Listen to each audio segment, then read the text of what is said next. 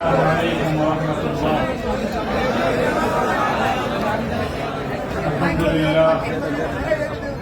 الحمد لله نحمده ونستعينه ونستغفره ونؤمن به ونتوكل عليه ونشهد أن لا إله إلا الله وحده لا شريك له ونشهد أن سيدنا ومولانا محمدا عبده ورسوله صلى الله تعالى عليه وعلى آله وأصحابه وبارك وسلم. أما بعد، فأعوذ بالله من الشيطان الرجيم. بسم الله الرحمن الرحيم.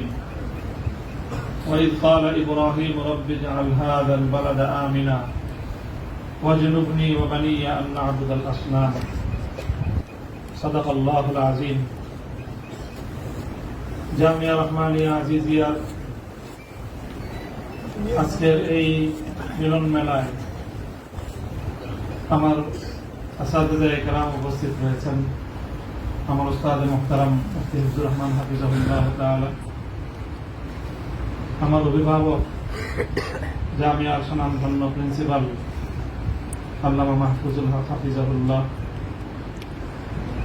আমার বড় ভাই মুফতি আশরাফুজ্জামান রহমত বারাকাতুহু আলিয়া সহ জামিয়ার আমার সকল সহকর্মী, আমার প্রাণপ্রিয় ছাত্রবৃন্দ এবং বিভিন্ন দিনী এদারাগুলো থেকে, বিভিন্ন জায়গা থেকে এবং এলাকার বিভিন্ন অঞ্চল থেকে সমবেত দিন দরদি মুসলমান ভাইয়েরা, সর্বপ্রথম আমি আপনাদের শুকরগুজারি আদায় করতেছি যে আপনারা অভূতপূর্ব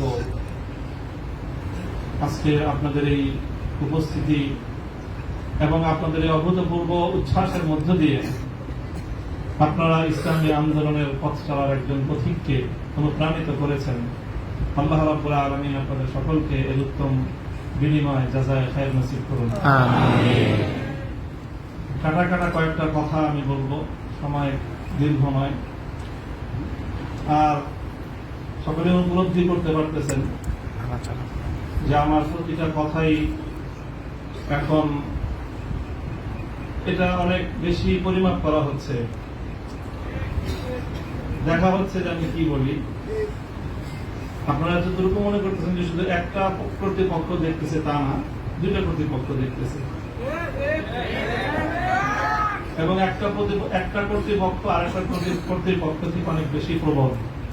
একটা জমিনের কর্তৃপক্ষ আর একটা আসমানের কর্তৃপক্ষ। আমি আপনাদের কাছে দোয়া চাই, জমিনের এই কর্তৃপক্ষের প্রভাব থেকে আসমানের কর্তৃপক্ষের প্রভাব আমার উপর বেশি থাকে। আল্লাহ রাব্বুল আলামিন যেন আমাকে আল্লাহর গোলাম হিসেবে তার নিকটেই যেন আমার মাথাকে অবনত রাখেন। এই দোয়াটুকু আপনারা সকলে আমার জন্য নির্দিষ্ট একান্তে করবেন। দ্বিতীয় কথা, এখানে আমার জন্য অনেক কথা বলা হয়েছে, আমাকে উৎসাহিত করার জন্য এটাই বলা হয়েছে।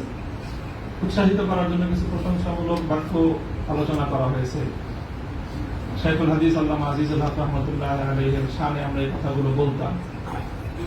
সময়ের এতটা অল্প ব্যবধানেই সেই কথাগুলো যে আমার সন্তানেরা যারা বলেছে আমি সন্তানই বলবো, ছাত্ররা তোমাদের কাছে মুফতি সাঈদ হয়তো অনেক বড় শিক্ষক হতে পারে, আমার কাছে ওই সাঈদই।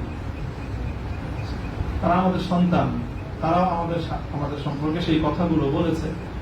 শাইখুল হাদিস রাহমাতুল্লাহ আলাইহি বলতেন যে এই কথাগুলোকে প্রশংসামূলক কথা নয়, বরং আমি কালিমাতে দোয়াইয়া, দোয়ার বাণী হিসেবে, দোয়ার কথা হিসেবে আমি বরণ করে নিলাম। আল্লাহ পাক আমার সন্তানদের, আমার সহকর্মীদের, তাদের এই কথাগুলোকে যেন আল্লাহ আমার হকে, আমার ক্ষেত্রে দোয়া হিসেবে আল্লাহ কবুল করেন। এই কথার মধ্যে একটা কথা এসেছে, সেটা হলো প্রতি ফোঁটা জুলুমের প্রতিশোধ গ্রহণ করার কথা।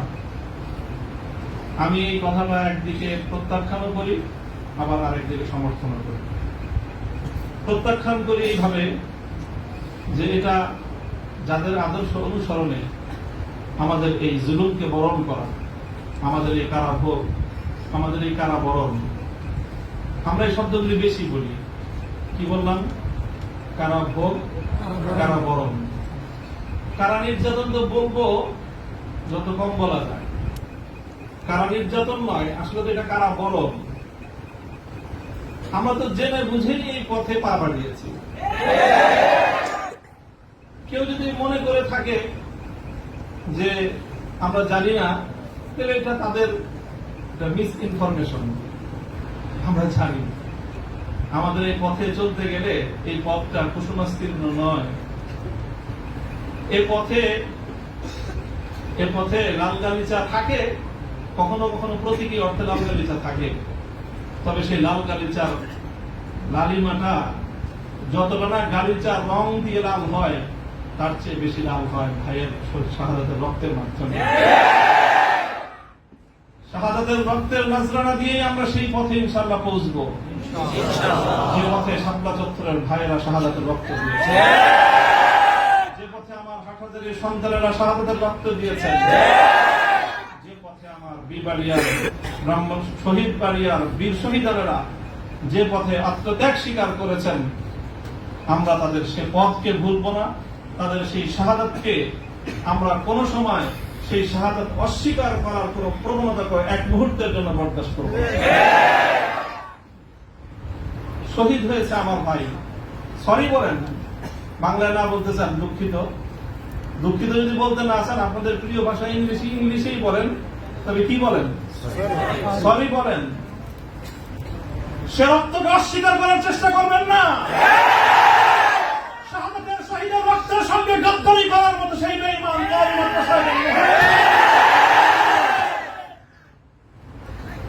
কাজেই যে কথা বলতেছিলাম, এটা হলো কারা বরণ। আমাদের কারা নির্যাতন তো অনেক পরের কথা। আল্লাহ পাক রব্বুল আলামিন কারা এই কষ্ট থেকে আমাদের সকলকে হেফাজত করেন। প্রতিশোধের যে কথাটা, সেটা আমরা তো পয়গম্বর আলাইহিস সালামের অনুসারী। নবী ইউসুফ আলাইহিস সালামের সেই বাণী, লা তাসরিবা আলাইকুমুল ইয়াউম, গতকালকে আমি বলেছি, আজও বলছি, আমরা কোনো প্রতিশোধ গ্রহণ করি নাই, করতে চাই না।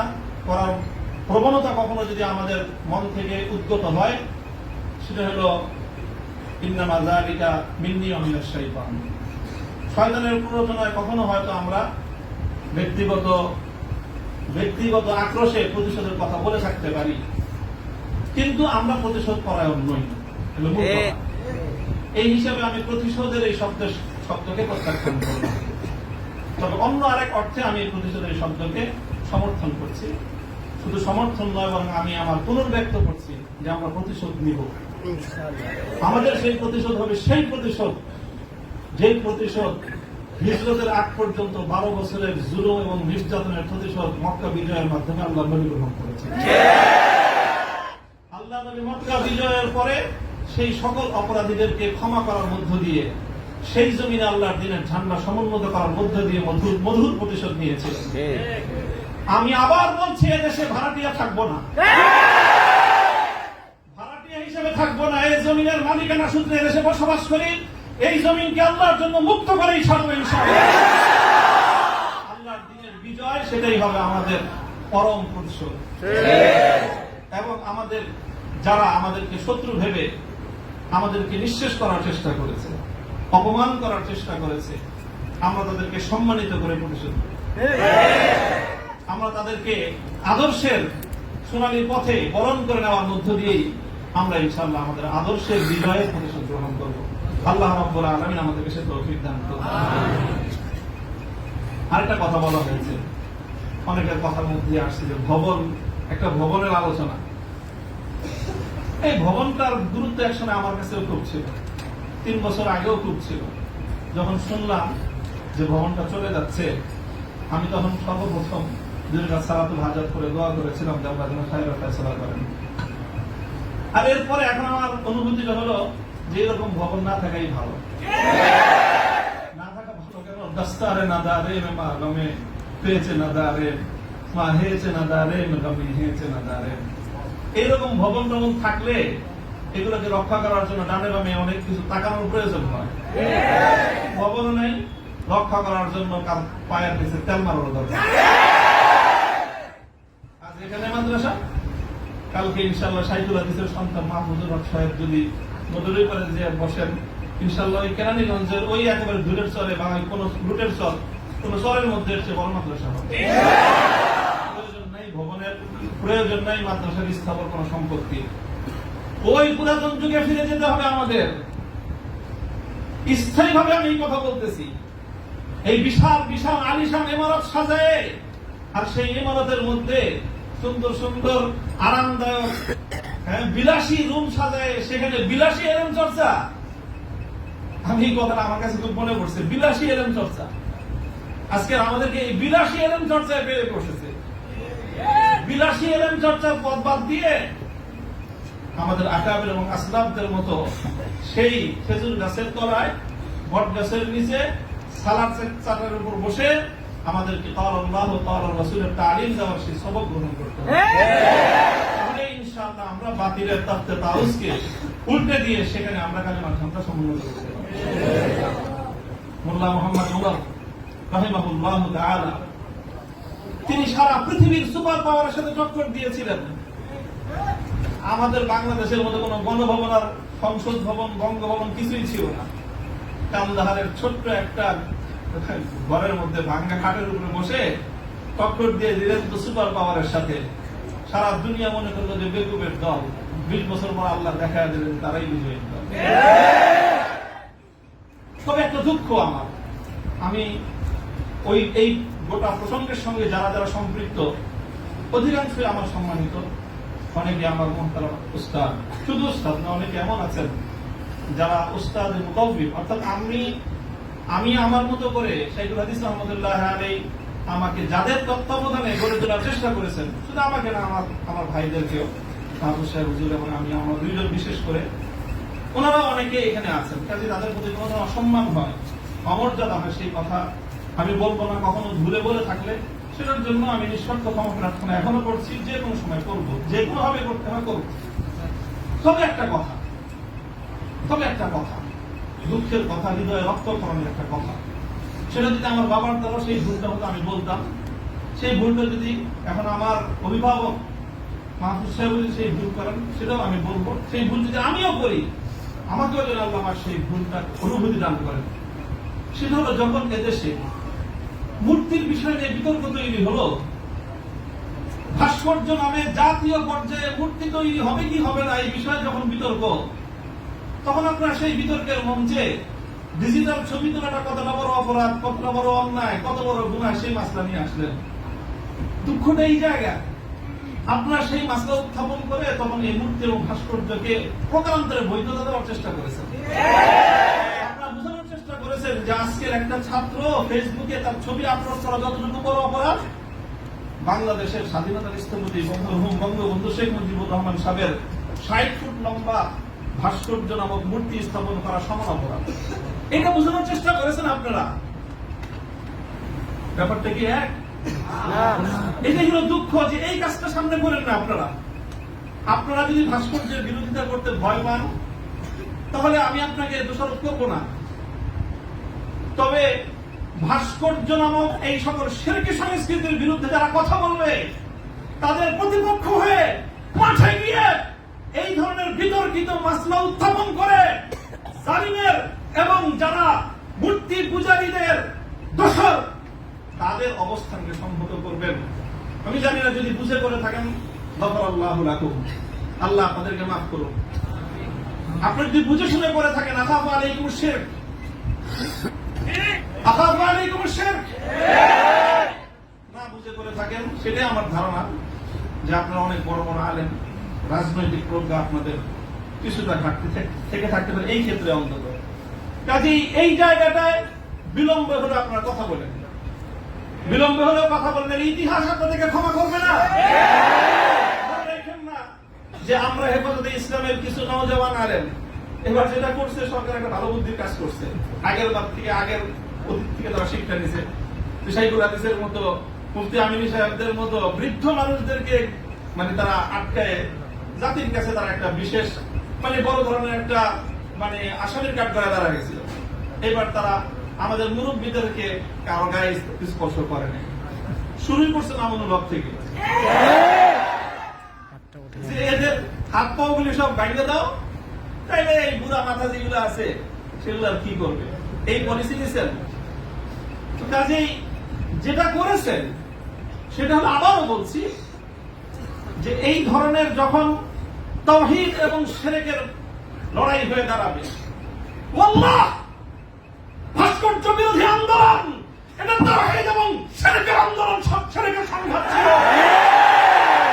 ভাস্কর্যের পক্ষে যারা ছিলেন তারা শিরকের পক্ষে ছিলেন, ভাস্কর্যের বিপক্ষে যারা ছিলেন তারা তাওহীদের সংঘাত।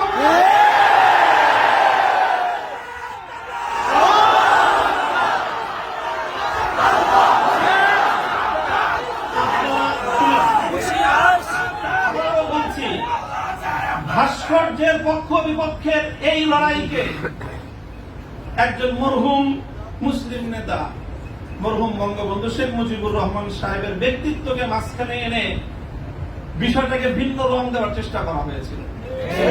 আমরা তখনও বলেছি, আজও বলি, ভবিষ্যতেও বলবো, ভাস্কর্য এটা বঙ্গবন্ধু শেখ মুজিবুর রহমান সাহেবের, শহীদ প্রেসিডেন্ট জিয়াউর রহমান সাহেবের, সেটার আমরা কোনো পার্থক্য করি নাই। আমি একথাও বলেছি, ভাস্কর্য যদি স্বয়ং আমাদের মুসলিম জাতির পিতা খলিল ইব্রাহিম আলাইহিস সালামের হয়, তাহলে সেই ভাস্কর্যের সাথে কি আচরণ করতে হয় মুহাম্মদুর রাসূলুল্লাহ শিখিয়ে দিয়ে গেছেন। আল্লাহ রাসূল সাল্লাল্লাহু আলাইহি ওয়াসাল্লাম মক্কা বিজয়ের দিন বাইতুল্লাহ থেকে যেই মূর্তিগুলো বের করেছিলেন, যে ভাস্কর্যগুলো বের করেছিলেন, তার মধ্যে তো একটা ছিল ইব্রাহিম আলাইহিস সালামের মূর্তি। কি বলেছিলেন? কাতালাহুমুল্লাহ, আল্লাহ পাক এই মক্কাবাসীদেরকে ধ্বংস করুক, তারা খলিল ইব্রাহিম আলাইহিস সালামের মূর্তি তৈরি করেছে। আমাদের কথা আপনাদের পছন্দ হলো না, আমি বললাম যে ভাস্কর্য বানায়েন না, এটা বানালে বঙ্গবন্ধু যদি মুসলিম হয়ে মারা গিয়ে থাকেন কবরে তার শাস্তি হবে। তো আপনারা মনে করলেন আমরা বঙ্গবন্ধুর বিরুদ্ধে বললাম, আসলে বলি নাই বিরুদ্ধে। তিনি যদি, আবারও বলছি, যদি আল্লাহ তাকে ইমানের সাথে খাতনা দিয়ে থাকেন, আমি জানি না কি অবস্থায় মৃত্যু হয়েছে সেটা কেউ বলতে পারবে না, তাহলে তার ভাস্কর্য, তার মূর্তি তৈরি করাটা এটা তার সঙ্গে চরম বিশ্বাসঘাতকতা। সর্বশেষ কথা হলো এই, খলিল ইব্রাহিম আলাইহিস সালামকে যখন এই মূর্তি বিরোধী আন্দোলনের, মূর্তি বিরোধী কার্যক্রমের পরিণামে নমরুদ কি করেছিল? অগ্নিকুণ্ডে নিক্ষেপ করেছিল। এটা সবাই জানি আমরা। কিন্তু অগ্নিকুণ্ডে নিক্ষেপ করাটা এটা নমরুদের প্রধান শাস্তি ছিল। নমরুদ ইব্রাহিম আলাইহিস সালাম থেকে যে প্রতিশোধটা গ্রহণ করেছিল সেটা কিন্তু প্রধান এটা ছিল না জোনাকি কি করেছে? আগুনে নিক্ষেপ করেছে। আর খলিল ইব্রাহিমকে আগুনে নিক্ষেপ করে আর কি প্রতিশোধ নেবে? যে বেটা তার প্রাণাধিক প্রিয় সুপুত্রকে আল্লাহর জন্য হাসি মুখে কোরবানি করতে চায়, তার নিজের জীবনের দাম তার কাছে আর কতটুকু? তার কি মারবে আর কি জ্বালাবে? সবচেয়ে বড় যে জঘন্য কাজটা নমরুদ করেছিল সেটা হলো ইব্রাহিম আলাইহিস সালামকে অগ্নিকুণ্ডে নিক্ষেপ করার আগে ওনাকে বিবস্ত্র করে ফেলেছিল। ওনার সারা শরীর থেকে কাপড় খুলে ফেলেছিল, বাংলায় বুঝেন নাই, উলঙ্গ করেছিল। আল্লাহ পাক রব্বুল আলামিন ইব্রাহিম আলাইহিস সালামকে জন্য একটা পুরস্কার দিলেন। সেই পুরস্কারটা আল্লাহর নবী বলেছেন, আউয়ালু মান ইউসা ইয়াউমাল কিয়ামাতি ইব্রাহিম খলিলুল্লাহ। ও ইব্রাহিম, মূর্তির বিরুদ্ধাচরণ করার কারণে মূর্তি পূজারীরা তোমার শরীর থেকে সম্মানের আব্রুর কাপড় খুলে নিয়েছে।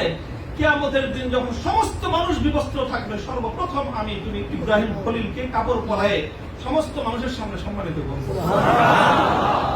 আমার কেন জানি মনে হয়েছে আমি একজন অপরাধী, অনেক অপরাধের শেষ নাই, আমার ভুল ত্রুটির কোনো শেষ নাই। ওই যে বললেন না আপনার কাছে 42টা মামলা, মামলার তো অভাব নাই।